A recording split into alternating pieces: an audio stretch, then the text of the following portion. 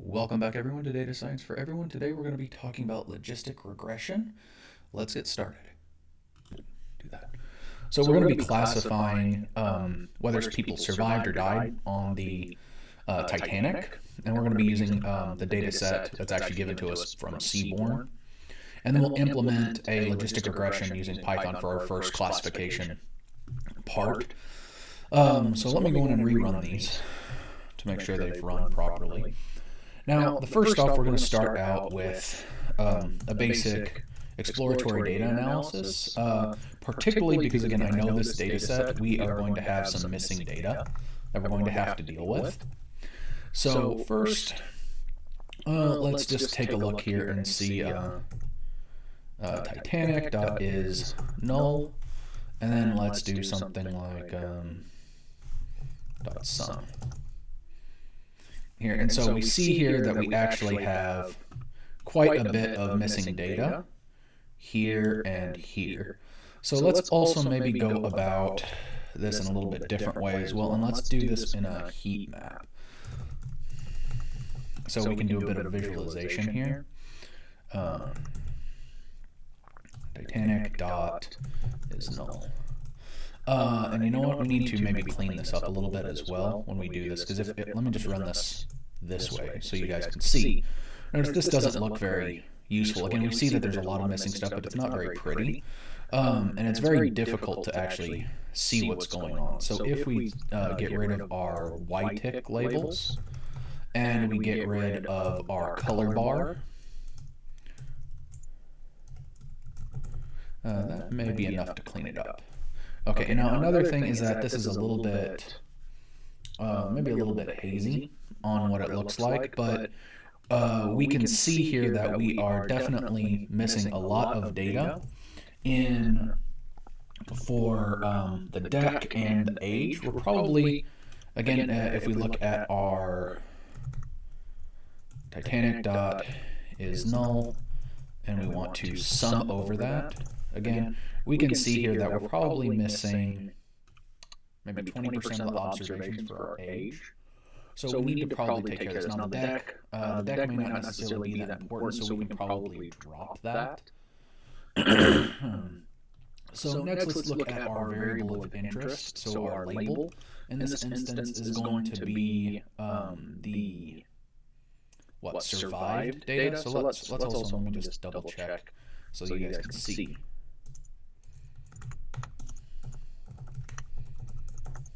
This columns here. So they are at least a little bit clean. So we have survived, P, class, sex, age, sibling, spouse, fair, embarked, class, kind of who they are, whether they're an adult male, what the deck they're on, and whether they embarked from what town they embarked from, whether they're alive or alone. Now, let's do a count plot here, and let's see about those who survived. Titanic. Let's see how we go about this. Okay, so now we see here we have survived, or those who died and those who survived. Now let's also maybe get a little bit closer and inspect this about, I'm going to copy this. And let's check about this when it comes to maybe male and female. So if we add in the hue, and we change that to sex in here, we can see here males that died, males that survived, this is the males who died, females who died, males who survived, and then females who survived. And let's also check how we did this with a bit of a breakdown by the class of their ticket. So if we change the hue now to P class, let's take a look to see what there is. Now we see that there are definitely, and this is a little hard to read, but this will be okay. So we can see here the number of people that died. So first class tickets are blue, second class tickets are green, and then third class, or the lowest class here, is definitely going to be the highest. And so you can see here depending on who died, it was definitely a lot of the third class. And then those that survived, it kind of is relatively evened out, but definitely those that died are definitely significantly higher here. Now we are interested in, maybe let's look at at the distribution of everyone's age. I'm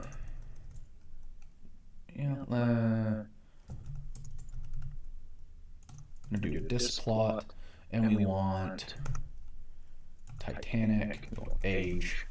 And then one thing that we need to make sure here is that since there are missing data, we need to do drop NA, okay, to remove that. And let's just run this and see how we go here. All right, so everything seems to be relatively, it's a little bit skewed here. Okay, you see this thinning out tail here for the age of everyone, but then we also see here that there's a lot that are this lower level number. Again, maybe this is maybe 1-year-olds, kids, I don't know. There maybe it's something else overall, but it's a little bit weird that we have another little hiccup here as well. So maybe let's go through and let's do a count plot also and look at our sibling spouse. Count plot, because again, we're going to maybe be interested to see if, for example, if you came with someone on the Titanic, were for example, bigger families able to survive better because they had more people or not, I don't know. But again, most people were traveling alone, okay, and then it kind of goes down from there. We did even have some groups that had 8 siblings and spouses. Now let's also look at the fare. So about how much did the cost of a ticket go for? We can also just do this Titanic and then fare dot hist, and I'm going to do, let's just do the auto bins for now. Let's see how that goes. Okay, so I don't like this, and let's add in some bins here. Let's do bins is equal to 40 to take a look and see what the data looks like as well. All right, so we see here a lot of these are these lower level class tickets. They're relatively cheap, and then we have some that go all the way up to $500 at the time. That would have been extremely expensive. So we've basically done the best of our kind of EDA here, and we're starting to get an idea that rich people survived. We don't know what's going on with siblings and spouses yet, but there's a lot of cheap tickets involved and very few expensive tickets. Then with our age is relatively normal. The average is probably somewhere around 24, 25 years old. So let's go on to a little bit of some data cleaning. So let's say here, data cleaning, and what we're going to want to do is our big things is age. Okay, now again, we're missing like 20% of the age. And so that's definitely going to be a problem. Now we can do this by a couple different ways. So how would we fill in the data? Now, again, one way is definitely just to fill with the mean, okay, of all the passengers. And this is just using imputation. I'm just going to say impute. All right. Now, but there are better ways because, again, for example, people that are older, at least during this time period, were probably more likely to have more money. And so if you were younger, you were trying to get to America and you didn't have a lot of money, then you were probably going to be buying the cheaper tickets. So then it's possible to say that the age may be different based on the class of the individual. So let's say fill with mean by class and put a question mark there. So let's actually test a little bit of this theory here, okay? So first, let's do, probably it's better to do a box plot here, and let's make it a little bit bigger. Fig size, and I want this to be, let's do 12 by 8.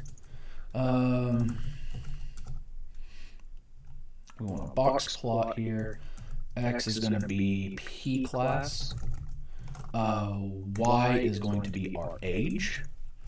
Data is Titanic again, and then I think we're going to leave it at that. So if we run this and see, yep, there is definitely a difference here between our first class, our second class, and our third class. So again, as we kind of guessed here, is that the age is actually going, the average age is going down as you go in class. So first class passengers were usually a little bit older on average. Second class were a little bit younger, and then third class were definitely younger still. So it's definitely probably viable to, when we impute our data, to actually maybe create a function that imputes the age, the average based on their class. Okay, because for example, this first class is probably almost 40 years old, so maybe 36, 38, something like that. These second tier class is somewhere around 29, and then these third class are usually 24 and under. So let's actually write up a function for this. So to impute, let's say average age based on P class. So and we're going to call this an imputer, and we'll say impute age. And we want this to take in some columns. And so we'll set age is going to equal the columns. We want the first column to be the age. We want our P class to equal the columns, and that's the second one.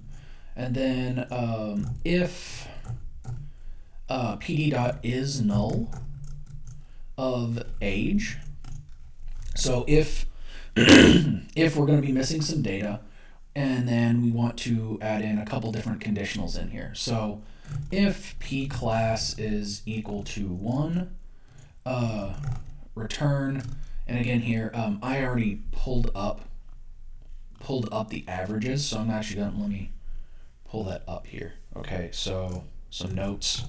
We have P class of 1 is going to be equal to 37. P class of 2 is going to equal 29.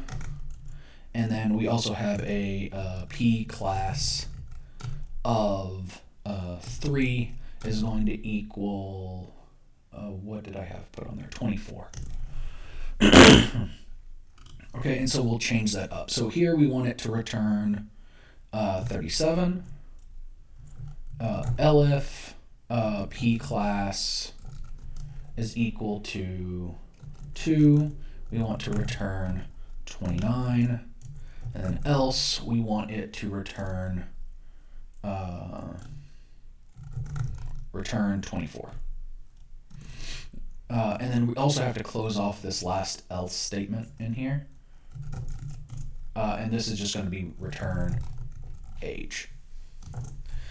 So what this will do for us is this is going to input our missing data. So just a reminder, Titanic dot is null dot sum. Here, notice our age has 177 missing values, about 20%. So then let's go about overwriting this. So we want Titanic age, and then we want this to equal our Titanic age, and then this is going to take in our age, it's going to take in our P class, and then we want to use the apply method here to impute age. And also, whoops, almost made a terrible mistake there. Access, the axis is equal to 1 because we want this to be done on the columns. Whoops. Where'd it go? Calls. All right, so somewhere, oh, right there, okay. I had 2 S's there instead of 1. So we'll run this, and now if we rerun this down here, we should see a 0 now. So notice here now it got rid of all of our missing data in there. And that's a nice clean way to do this. And the reason that we go about, and it's so important to make these functions as we go along, is because when we are putting these models into production, when you get new data in, you have to clean them in the exact same way every single time. That's also why here I'm hard encoding 37 instead of doing some function of calculating up the average based on that data, because I want it to be the same. The impute method has to be the same every single time. Okay, it can't be a function of something else, because if that data changes or if that data is dirty, it's going to have problems. So if we continue along these lines, let's go on and drop some of the data that we really don't want. So let's, the big one here is deck. Okay, so we're going to drop deck because it's still such a pain for us. And again, there's just too much missing data in there. Now, notice we do have some missing data in embarked, but that's not going to be much of an issue. And the same thing with embarked town. But you know what, let's also see what other things we want to maybe get rid of when we do this. So let's do Titanic dot drop, and then we want to get rid of deck. I'm going to get rid of embarked town. I want to get rid of alive. I want to get rid of alone.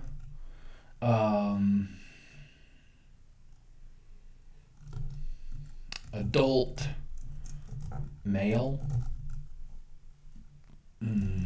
Who? Maybe we're almost at the point where it'd be better to grab. I think that's going to be it. So if we do, well, we'll check it here in a second, and we'll say in place is true. Whoops.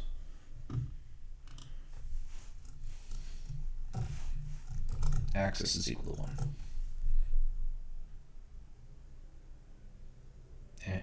Did I do that wrong? Oh, embark town, not embarked town.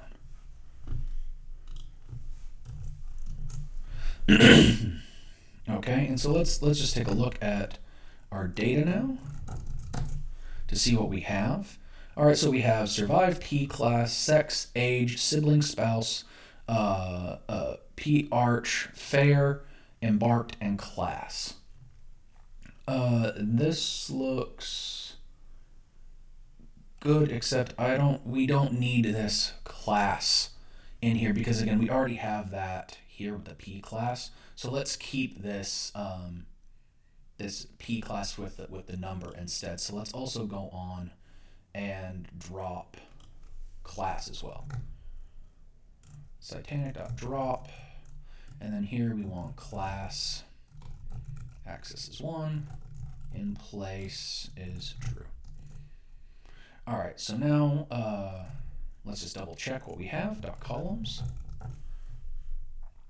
Okay, and so I think we're going to be good there. Now the next thing we need to do is also make sure and get rid of, again, we have these is null dot sum. We have a couple very small, there's 2 observations here that we are missing data. So let's go on and drop that as well. It's only 2 observations, it's not going to hurt us a whole lot. So Titanic dot drop NA in place is equal to true. All right, and that's going to clear up all of our missing data. So if we look here now, we have a complete data set. So the next step in this process is going to be converting our data into our categorical features. So let's say dealing with categoricals. And now there are a couple different ways that we can do this, but I'm going to go on and use kind of the original old school method of using the get dummies. So if we take a look here, not train, Titanic, and we do something.info. Oh, and something that I should note here, we have not done a train test split yet on our data. Okay, now The reason for that is that we want to do all of our cleaning steps, have them all functionally created, so that when we do this on training and test data in the future, we actually have things built into our pipeline. So notice we have embarked here is going to be a problem because it is an object, so it's a categorical, and the same thing goes for sex. So we need to go on and change those two. So let's do, we're going to keep them with their names, sex.pd.get dummies, and then we need to do Titanic, and then sex, and then we want to drop first is going to be true. This is similar to one hot encoding, so then we also have embark is going to be pd.get dummies, Titanic, and we want embarked. Okay, and then again we want to do our drop first is going to be true. Now, whoops, have an extra. There we go. Now let's take a look at this. So before, if we had Titanic, and let's look at embarked. Okay, and do dot head real quick. We see here that it's this SCSSS. It has where they embarked from. Now we can grab now if we look at our embarked data for our dummies, what this actually creates for us is dummy variables. So a dummy variable is something where you get a 0 or a 1 depending on your what your condition is here. Now we have to drop 1 because there's 3 in here. There's usually C, Q, and S. We drop 1, or we drop 1, and being consistent, we just say we drop the first one, so that we don't have redundant information in here, and there's not a lot of collinearity going on whenever we start running our regressions. It'll muck everything up. So make sure that this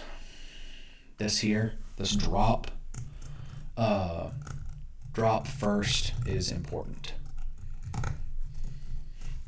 Okay. So now we want to drop what do we have here that we need to drop? So let's look at our data once more. Now I know this is taking a long time to get to our actual regression, but again, these steps are important, particularly when you're using logistic regression. So let me just look at the head. All right, so we want to make sure and do Titanic.drop, and now we need to drop sex embarked, and I don't think we need to drop anything else at this time. Access is 1, and in place is true. Okay, let's look at here for the next one. All right, the last thing that we need to do to get this all together is to actually put together the data. So let's do Titanic dot is equal to pd dot concat here, and we want Titanic. Whoops, I need to put this in a list. Sorry. Titanic. We want our sex, and we want our embark. And so now if we take a look here, whoops, notice there was a big mistake made. Okay, I should have, and this is also something that I definitely should have made sure to check before I ran this. Notice I saved it over the top of my old data.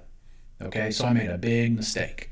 So notice when I concatenated, we have all these NaN values. I was able to catch this now, but I should not have done it here. I should have made a copy. So now I'm going to have to go all the way back and rerun all of this code till I get to here, because the issue that I made here was I did not put access equals 1. And I need to change this to Titanic full. And I have to, again, since I overwrote this, I need to go all the way to up to the top and rerun all of it. All right, so I'm going to reload this. I don't need to rerun this, but I need to rerun the imputing of the data. I need to drop. I need to drop here. I need to drop in A's.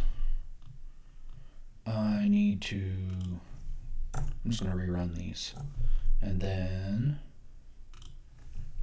drop here, drop full, and look at the full. All right, now we actually have it. So now if we see here the difference between these two here, and let me grab just the head. We have now these extra variables in here. Now it says here male, okay, because it just grabbed whichever of the sexes. So we had male and female for our sex, and whenever we created our sex data frame here, it just grabbed, it dropped the first one. The first one happened to be the female. So then we kept our male counterpart here. So now 1 means that they're male, 0 means that they're female. And then the same thing goes when we talked about our embarked location. So at this point, we are now ready to start with our logistic regression.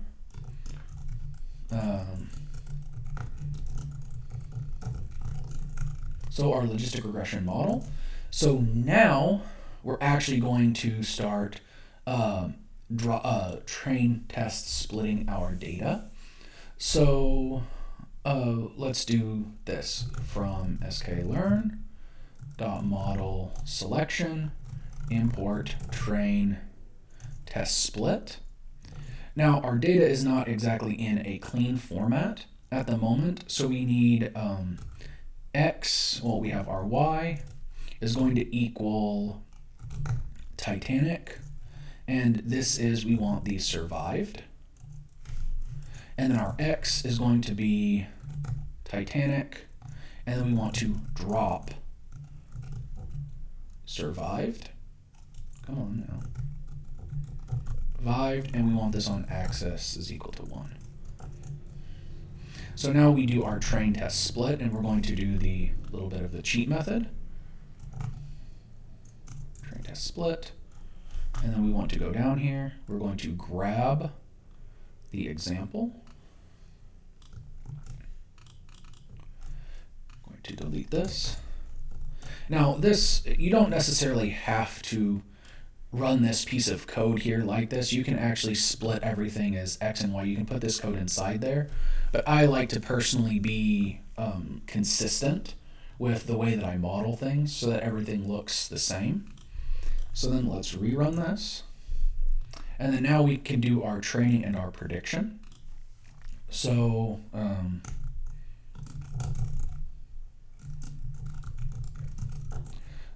from scikit-learn .linear, again, this is still a linear model even though it is a classification. We are grabbing the logistic regression. I'm going to do LGM for logistic and do logistic regression. We're going to instantiate the model. We want the LGM, we want to fit it on our X train and our Y train and run this. And we're just going to be using the standard hyperparameters right now. When we start talking about hyperparameter tuning, we'll come back to all of these and we can play with them later on. Now let's make our predictions.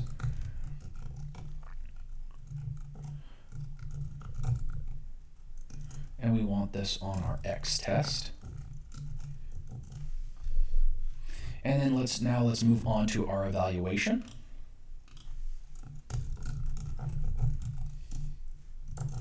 So from here we do from scikit-learn.metrics import, and here we want the classification report. And so we print, and then we want our classification report, and we want this on our Y test and our Y hat, or our predictions. So overall, let's maybe talk about how this worked out here. Overall, it's not terrible.